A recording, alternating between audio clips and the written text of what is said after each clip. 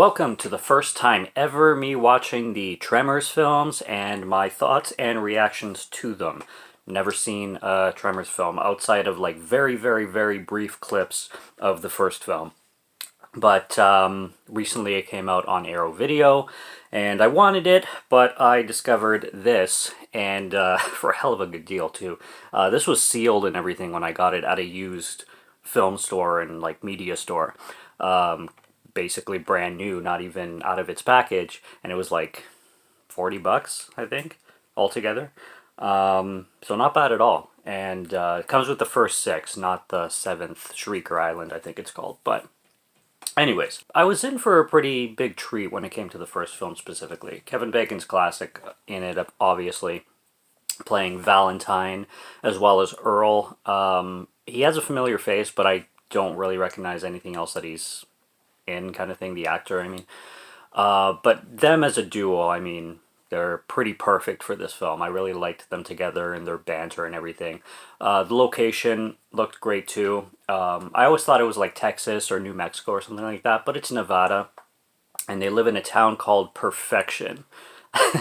That's so clever, calling the town Perfection. And this town, can you even call it a town? There's like 14 people that live there, it looks like. And even the population, I'm pretty sure, is like under 100. It's pretty ridiculous, but right there in the back, Perfection. So these guys are handymen, and they basically will take any job given to them, literally. They want to escape, and even at one point, Valentine's like, we really need to set our aims higher, you know? And then the very next scene, they're like pumping shit out of out of one of those pumps that trailers and RVs have. I don't know what they're called, but that's what they're doing. And yeah, they're basically going about their lives, and then they decide to leave this town of Perfection, and on their way out, they discover this guy on a like telephone pole or some kind of wire pole of some sort. And he's dead up there, and when they come to investigate his body, it turns out that he dehydrated to death, so he just had no water to drink and was too afraid to come down. So they're like, what the fuck?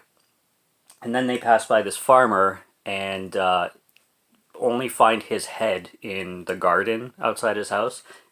So they automatically come to this this serial killer conclusion that there's this killer on the loose, and they're speeding back through town and like warning everybody, and they come across these construction workers.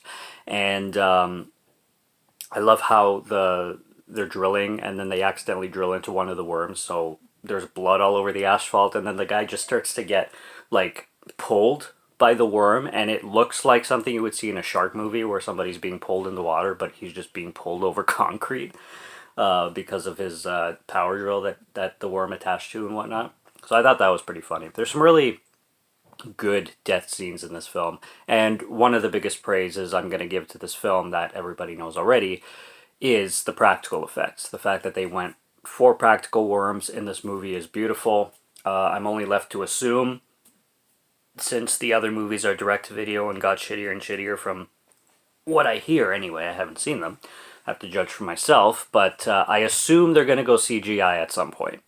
With the years going by and them being direct-to-video, I'm left to assume that they go CGI eventually. But in this first film, the worms look great. The small ones and the big ones. It's a cool idea how they had like smaller worms come out of the giant worms, or they have a name for them. Graboids, yeah. I don't know if they mentioned it in the first film specifically, but I looked it up and the worms are called graboids. But I'm still going to refer to them as worms because that's pretty much what they are. You have a fantastic group of characters too. There's this guy named Walter who owns this like corner pop shop kind of thing, and everybody gathers there. Everybody's so stereotypical. Reba Wilson shows up in this film, and it was phenomenal seeing her because I don't see her in too many films. I know she had that show that was really popular, but seeing her in one of her like early roles, and her just being herself kind of thing, and then her husband Bert, and just the caricatures that they are. You've got like this little girl named Mindy. Mindy, is it? Yeah, I think it's Mindy, and she's always on her pogo stick just bouncing around, and with her headphones in, so like nobody can communicate with her, and she's always busy pogo sticking everywhere. And like I said, I love mostly how the worms look. They look great. Some of them, there's a scene, one of my favorites, probably my favorite, is the one where the station wagon gets like drawn into the sand and that couple's inside it. And the worms pop up at the window and they're like, when they open their mouths, they remind me of the dinosaur in Jurassic Park with the wings beside his head. They're dinosaur. In a sense, the design of the worm kind of reminded me of that in that specific scene. But that scene was like comically horrific. like you can't like stop looking at it, and it kind of makes you laugh, but you're wondering why you're laughing, kind of that thing. I found that really hilarious, and I like how they like make the worms susceptible to sound, so and vibration. So sound and vibration is how they see because they're blind, and they, the people have to stay off the ground in only certain like mountainous areas they're safe in, and they have to basically like literally pole vault their way from rock to rock or building to building to escape these worms. So that was neat. Back to Bert and Heather. All I have to say is their basement full of guns. Okay, they have hundreds. I mean, I have no idea what these people were preparing for, but they had the right idea because when these worms come, they're able to blast an entire one by themselves. It's hilarious. Heather's double fisting handguns, Buddy has like AKs and M4s and just everything you can name, grenades. Just an entire bunker that could start World War III pretty much. It's absolutely hilarious. The way they play out that scene when they're battling that one worm. And the characters are, well, the leads are the best, but the characters overall are just what makes this film so classic and good. I can see the classic appeal in this film.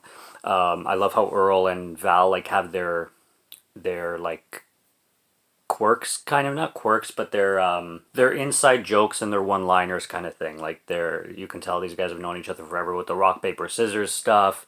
And at the end, he's like, one of them is like, "Good luck, shithead," and then the other one's like, "Don't worry about me, jerk off," something like that. The dialogue and the banter between them is hilarious. When the worms move around, it reminded me purely of Evil Dead, and 100% this film must have been inspired by that when it comes to the worms moving around and it's all POV. Had to be inspired by Evil Dead. I mean, there's no way it couldn't. It came out just a few years afterwards, very short. And the camera moves just like that. It's awesome. It's a good way to show the worms moving. Now, the only things I really don't get is like where these worms were hiding, because they don't explain any of that. These worms just randomly show up. Also, why is there only 3 of them? And why are they only in this specific location and coming out now? It's all left for spectacle. There is this one woman who becomes Val's love interest eventually, named Rhonda. And she's studying all this. She's studying like the ground earthquakes and tremors, where the name comes from. But even with her character, it doesn't really explain the origins of these worms. She's left clueless too. They kind of just show up. I love how they use that... they call it the cat. It's like that compactor or whatever they use to get by the worms because they can't touch the ground, so they use the compactor to get through. I thought that was pretty cool. And there's a scene where, in the climax, when Val outsmarts one of the worms and has it chase him basically to come off of a cliff, like through a cliff essentially, so the worm can like fall down and splatter on the ground. I thought that was extremely clever, genius on his part. But when he comes up with the idea and then he starts running away, I don't know if this was on purpose or not, but it totally looks like the ground is kind of wobbling as if it's loose. Like as if he's on a stage kind of thing, because the ground is supposed to break apart when the worms come through and stuff like that. So it looked like, the ground was already designed to break apart, in the movie studio or whatever. But it's just something I keyed and I took note of, and I had to rewind. I'm like, that ground doesn't really look natural. Not that it's a bad thing or takes me out of the movie at all, but it's kind of cool to notice it. It's like, yeah, that ground definitely looks like it was designed, not naturally coming apart kind of thing. But anyways, it's a fun-ass film, and, just like Jurassic Park, it holds that timelessness to it. with all the creature designs and all the memorable characters and everything like that. And I had a really good time with the first Tremors, so I'm really excited for the next ones. Even like if they're complete B movies and complete like low budget action movies, I really don't care as long as they're fun. But it's going to be next to impossible to top the first Tremors film from what I can see already. So, yeah, on to the next. Until then, subscribe to Morgan Film Fan if you like to listen to my voice or if you like my film reviews. I'll be back with more soon, so stay tuned for that. Check out what's on the channel already. Stay tuned for what's coming. Until next review, have a good one. Take care and cheers.